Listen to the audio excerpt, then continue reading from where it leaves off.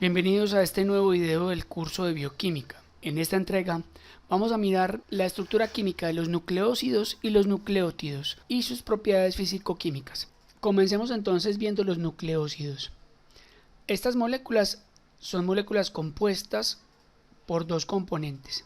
El primero es un azúcar tipo pentosa, que es la ribosa y la desoxirribosa, que son dos aldopentosas que se ciclan en forma de furanosa y en los cuales los carbonos están enumerados con las letras primas, empezando por el carbono 1', 2', 3', 4' y 5'.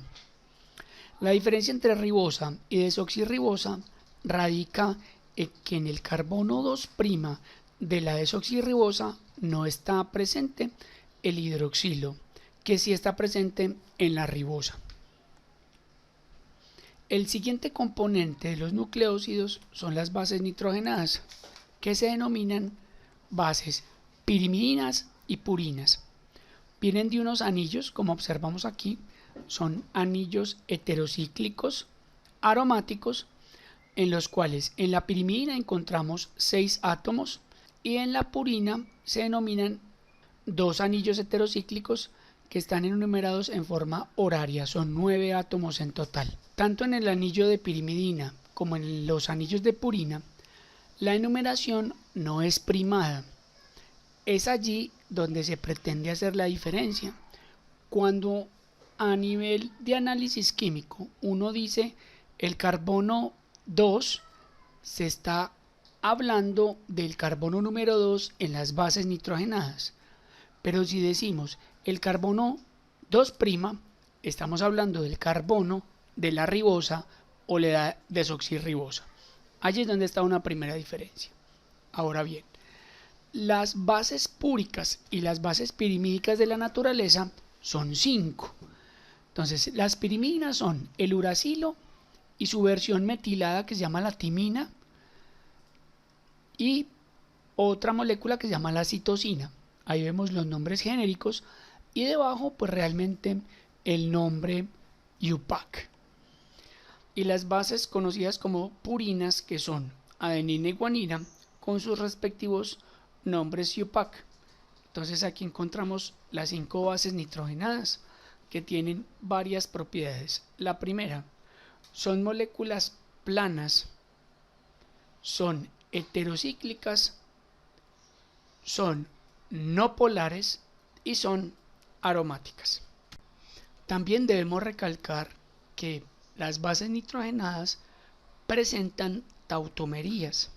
Entonces, guanina, timina y uracilo presentan 2 tautómeros. Uno, la forma lactama, que es la que vemos a mano izquierda, y la otra, la forma lactima, que es la que vemos al lado derecho. Como vemos en el equilibrio, la forma más predominante de dichas bases nitrogenadas es la forma lactama. A su vez, adenina y citosina presentan 2 tautómeros, un tautómero amino y un tautómero imino. Como vemos también el equilibrio promueve más la forma amino en la citosina y en la adenina. Bien, ahora otra de las propiedades de las bases nitrogenadas es que ellas se pueden relacionar por interacciones no covalentes tipo puentes de hidrógeno. Entonces vemos que la adenosina tiene un lugar de donar del puente y un lugar de aceptor del puente. La citidina o la citosina tiene 3 puntos, un donante y 2 receptores. La guanosina tiene 2 donantes, un receptor, y la timidina tiene 2 receptores, un donante. Gracias a ello entonces se puede definir que existe una relación entre las bases nitrogenadas por puentes de hidrógeno de la siguiente manera. Esto es lo que denominamos complementariedad de las bases. Entonces, adenina se puede complementar con timina por medio de 2 puentes de hidrógeno. A su vez, adenina se puede unir por 2 puentes de hidrógeno con el uracilo Obviamente, pues porque el uracilo es la versión sin metilar de la timina. Ahora, entre citosina y guanina se presentan 3 puentes de hidrógeno, como observamos en esta imagen. Y en estos lugares, entonces, se va a presentar una interacción entre ambas bases nitrogenadas por puentes de hidrógeno siempre y cuando entonces estén en el mismo plano de simetría.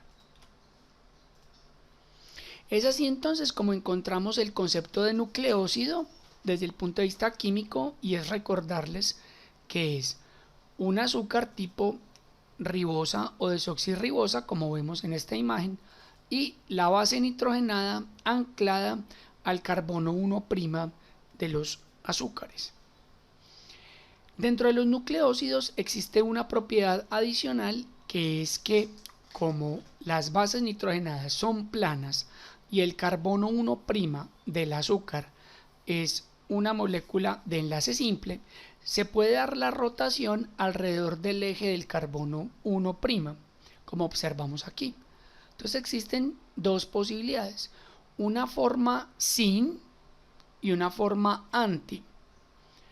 Por obvias razones y para que se dé la interacción de puentes de hidrógeno con las bases complementarias, como veremos en futuros videos, la forma más dominante es la forma anti desde el punto de vista químico, lo cual muestra que la base nitrogenada se va hacia el extremo más lateral.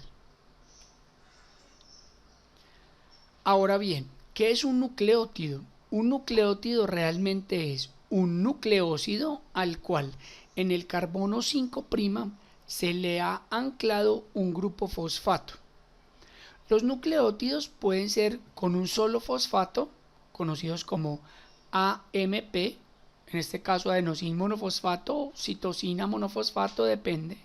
Entonces monofosfato o difosfato, o como se ve en este caso, la forma trifosfatada.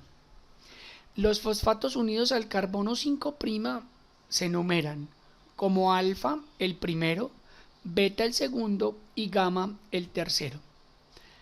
Hay que recordarles que en este grupo trifosfatado se presenta resonancia y estabilización de esas deslocalización de esos dobles enlaces que forman una interacción de alta energía, formando unos enlaces fosfoéster de alta energía. Adicional a esto, se va a definir una región en la cual aporta el nucleótido desde el punto de vista funcional, que se denomina el fosforilo, y una región que se llama la región del nucleotidilo. Eso lo vamos a ver cuando veamos los nucleótidos como cofactores, pero es importante para ver su interacción tanto de ellos con otros nucleótidos como de los nucleótidos con otras biomoléculas. Aquí vemos la nomenclatura de las diferentes bases nitrogenadas y de los nucleócidos y de los nucleótidos. Es muy importante aclarar que si se le pone antes de la sigla la letra D, se está diciendo que es desoxi, como vemos aquí, desoxiadenosina monofosfato o desoxiguanosina monofosfato, etcétera, etcétera. Y si no se le pone el D en el prefijo, se está hablando del nucleótido tipo ribonucleótido. Por último, voy a explicarles a continuación cómo se unen los nucleótidos entre ellos por medio de un enlace que se llama el enlace fosfodiéster. Entonces, siempre que vemos una unión de nucleótidos, se hace una base nitrogenada contigua, o sea, la que está al lado, y para que se dé esta reacción hay varias enzimas que lo hacen, pero siempre se necesita que un extremo 3' tenga un OH libre. ¿Por qué? Porque gracias a ello, cuando venga un nucleótido, que siempre debe ser un nucleótido trifosfatado para que tenga la suficiente energía, este nucleótido tenga con el carbono 5', con ese fosfato allí, él haga un ataque nucleofílico que ataca al hidroxilo y promueve la ruptura del enlace, formando un carbocatión que va a permitir que se dé la interacción entre el fosfato, que va a poner un enlace dativo, y un OH que va a atacar el fosfato beta. Con eso se puede romper el enlace fosfoéster entre el fosfato alfa y beta, y se libera así dos fósforos inorgánicos y se forma lo que denominamos el enlace fosfodiéster. Entonces aquí ya tenemos la forma de polimerización de los nucleótidos, con el único fin de formar cadenas de nucleótidos contiguas, en las cuales siempre va a aparecer un extremo 5' con un fosfato y un extremo 3' con un hidroxilo en la cola, o sea, un hidroxilo libre.